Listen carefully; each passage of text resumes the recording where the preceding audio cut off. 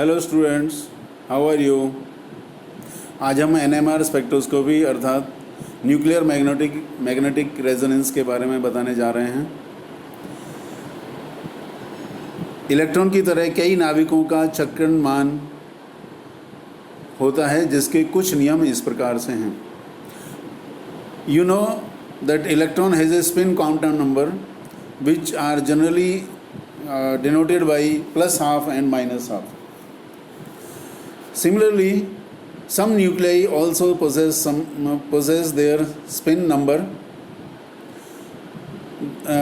whose rules are not as simple as for electron and they are summarized in the following way. पहला case है वे नाभिक जिनमें proton व neutron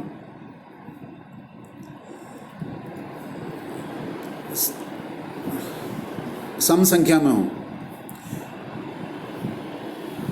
उनका नाभिकीय चक्रण शून्य होता है, that is I is equal to 0। Nuclear spin number को हम I से लिख रहे हैं।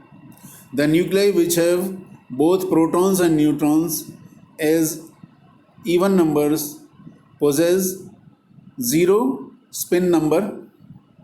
Example is He4, helium 4, carbon 12 and oxygen 16। उदाहरण है इसके हीलियम 4, कार्बन 12, ऑक्सीजन 16। ये नाभिक कोई भी एनएमआर स्पेक्ट्रम नहीं देंगे क्योंकि इनमें प्रोटॉन और न्यूट्रॉन दोनों सम संख्या में हैं। हीलियम में 2-2 हैं, कार्बन में 6-6 हैं और ऑक्सीजन में 8-8 हैं। सेकेंड केस लेते हैं वे नाभिक जिनमें न्यूट्रॉन व प्रोटॉन दोनों विषम हों, उनकी चक्रण संख्या पूर्णांक होती है। The nuclei which have neutron as well as proton as odd numbers possess a whole number as nuclear spin. Example is 1H2 where I is equal to 1। Deuterium के केस में when neutron and proton both are 1, for them nuclear spin number is equal to 1। For nitrogen 14 where proton as well as neutron are 7 each, here is also I is equal to 1। For boron 10 where neutron or proton are 5 each, I is equal to 3। तो इस प्रकार इनमें I का मान कुछ ना कुछ होता है। अच्छा, ये जो अभी मैंने जो उदाहरण दिए हैं इनसे आप ये कंफ्यूज मत हो जाना कि न्यूट्रॉन और प्रोटॉन बराबर संख्या में ही होते हैं किसी भी नाभिक में, ऐसा नहीं होता, आप जानते होंगे। थर्ड केस जो है C, वे नाभिक जिनकी द्रव्यमान संख्या विषम है, उनके चक्रण मान, उनके नाभिकों के चक्रण मान 1/2 1/2 के गुणज होते हैं। The nuclei whose mass numbers are odd, they possess spin number which are multiple of 1/2। For example, 1H1 normal hydrogen in which proton is equal to 1 and neutron is 0, there is no neutron in 1H1, I is equal to 1/2, I का मान इसमें 1/2 होता है। For 7 and 15 I again is equal to 1/2 है। in this case proton is equal to 7 and neutron is 8। okay, in chlorine 35 I is equal to 3/2 where proton is 17 and neutron is 18। in oxygen 17 proton is 8 and neutron is 9। for this I is equal to 5/2 and for carbon 13 I is equal to 1/2। in carbon 13 you know number of proton is 6 and neutron is 7। जितना I का मान अधिक होता है उतना ही complicated NMR spectrum मिलेगा। NMR spectrum के लिए ज़रूरी है कि I 0 के बराबर ना हो। ओके, कार्बन हाइड्रोजन के लिए और कार्बन के लिए हमारा ज़्यादा कॉमन है क्योंकि केमिस्ट्री में कार्बन और हाइड्रोजन जो परमाणु हैं वो आपको सब जगह ही मिल जाएंगे, खास करके ऑर्गेनिक केमिस्ट्री में। ओके, अब जरा इसके बारे में आगे चलते हैं कि जब चक्रण करते हुए नाभिक को बाह्य चुंबकीय क्षेत्र में रखा जाता है तो ये नाभिक स्वयं को चुंबकीय क्षेत्र के प्रति 2I+1 प्रकार से व्यवस्थित कर लेते हैं। जिसमें i इज इक्वल टू 0, अर्थात जिसमें i इज इक्वल टू 0 तो 2i इज इक्वल टू 1, अर्थात नाभिक चुंबकीय क्षेत्र की दिशा के प्रति केवल एक ही स्थिति रख सकता है और ऐसे नाभिक कोई एनएमआर स्पेक्ट्रम नहीं देते। I will explain it now. When a nuclei is placed in presence of some external magnetic field, these nuclei orient themselves around the magnetic field in 2i plus 1 directions. And for nuclei such as carbon 12, for which I is equal to 0, 2i plus 1 becomes 1. That is, it acquires only one orientation with respect to the external magnetic field, and these type of nuclei will not show any NMR spectrum, because you know it that to get a spectrum it is a necessity that there must be at least 2 energy states. इसलिए carbon 12 में कोई spectrum नहीं मिलेगा, carbon 13 में ज़रूर मिलेगा, because I is equal to 1/2 होता है कार्बन 13 के लिए। अब इसके सिद्धांत के बारे में भी देख लेते हैं। जैसा कि अभी मैंने बताया आपको, थ्योरी ऑफ NMR स्पेक्ट्रोस्कोपी में देखते हैं कि जब बाह्य चुंबकीय क्षेत्र की अनुपस्थिति में नाभिक की सभी संभावित चक्रण अवस्थाएं समान ऊर्जा की होती हैं। देखिए, when there is no external magnetic field, very important, when there is no external magnetic field, all the nuclei are in only one energy state and they are randomly oriented as shown in this picture. This is in absence of a magnetic field. Okay. परंतु बाह्य चुंबकीय क्षेत्र की उपस्थिति में ये चक्रण अवस्थाएं भिन्न भिन्न ऊर्जा की हो जाती हैं, क्योंकि चक्रण करता हुआ नाभिक आवेशित होने के कारण एक सूक्ष्म चुंबक की तरह व्यवहार करता है। हाँ, but when some external magnetic field is applied in the vicinity of these nuclei, then these nuclei orient themselves in different directions having different energies, because these nuclei being a charged particles या charged species, they themselves behave like a tiny magnet,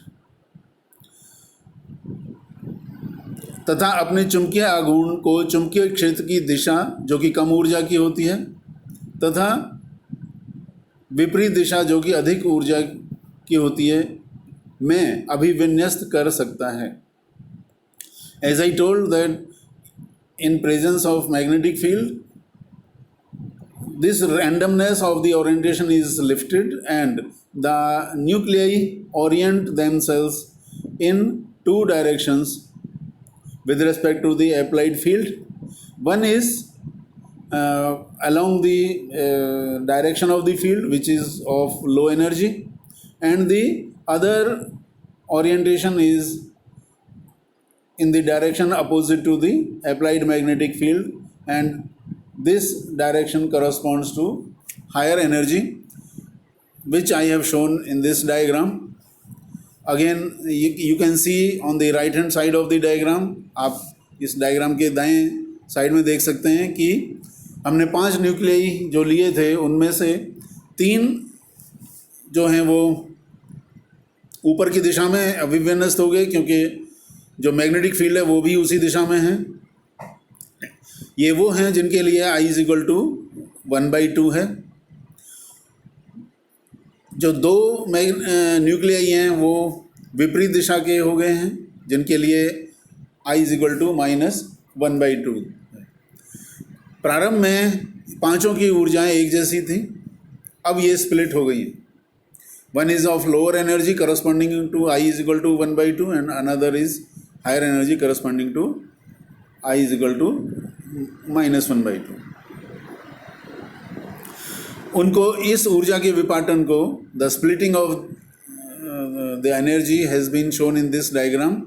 इस ऊर्जा विपाटन को हमने इस diagram में दर्शाया गया है। H0 नीचे से ऊपर की दिशा में है, तो यहाँ पर अल्फ़ा और बीटा से इनको दिखा रखा है। अल्फ़ा एक डायरेक्शन है जिसकी ऊर्जा कम है और बीटा दूसरी है। इस प्रकार नाभिक उपयुक्त ऊर्जा के अवशोषण पर एक चक्रण अवस्था से दूसरी चक्रण अवस्था में संक्रमण कर जाता है। अब क्योंकि दो एनर्जी की वैल्यू मिल रही है आपको, अल्फ़ा और बीटा, एक कम की है और एक ज़्यादा की है, तो स्पेक्ट्रम के लिए यही चाहिए। तो उपयुक्त ऊर्जा का अर्थ है कि by absorption of suitable amount of energy the nuclei can undergo transition from alpha nuclear state to beta nuclear state, and for this purpose small amount of energy is absorb, और इस हेतु बहुत कम ऊर्जा की आवश्यकता होती है। तो इस प्रकार से NMR जो स्पेक्ट्रम है वो कम ऊर्जा के ही प्राप्त होते हैं। इनके लिए जो ऊर्जा चाहिए वो IR विजिबल से भी काफ़ी कम चाहिए होती है। डेल्टा E का मान जो है, डेल्टा E यहाँ पर देखिए, ये इस तरह से डेल्टा E को दिखा रखा है, जो कि अल्फ़ा और बीटा के बीच में एनर्जी का डिफरेंस है। डेल्टा E की वैल्यू गामा H0 H/2π है। यहाँ पे H तो प्लैंक कांस्टेंट है, H0 is applied magnetic field and gamma is a constant, और 1H1 जो कि सिंपलेस्ट न्यूक्लियस है, 1H1 के लिए गामा की वैल्यू 26,750 दी गई है। ये आपको याद करने की कोई ज़रूरत नहीं है। 26,750 गॉस इनवर्स सेकेंड इनवर्स, ये इसका मान होता है। ओके,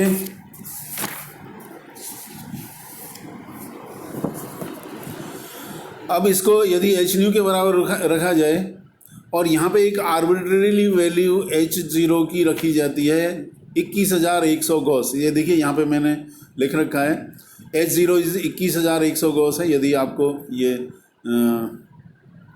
दिखने में दिक्कत हो रही है तो मैं आपको बता भी रहा हूँ। This is 21,100 Gauss H0। Okay, H की प्लैंक कांस्टेंट है, इसकी वैल्यू यहाँ लिखने की ज़रूरत नहीं है।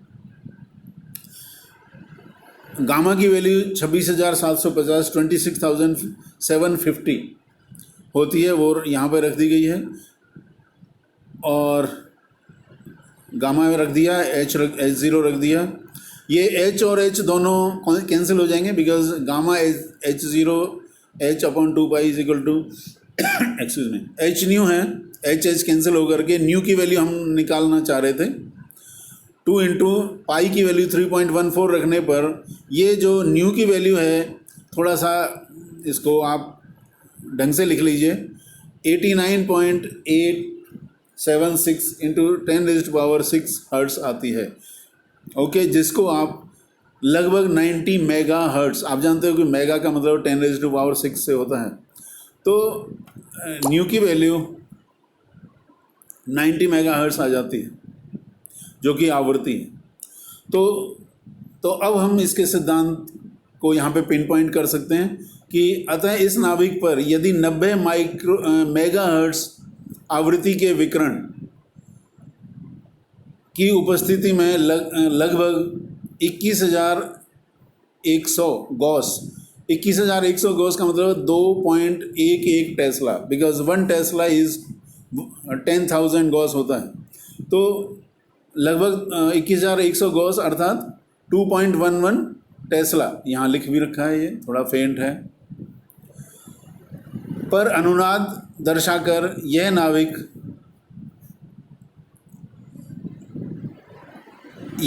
अल्फा चक्रण अवस्था से बीटा चक्रण अवस्था में पहुंच जाता है तथा NMR का सिग्नल आपको मिल जाएगा। तो ये ग्राफ से भी दिखा रखा है कि यहाँ ये एब्जॉर्प्शन है, वाई एक्सिस में एब्जॉर्प्शन है और इधर H0 है।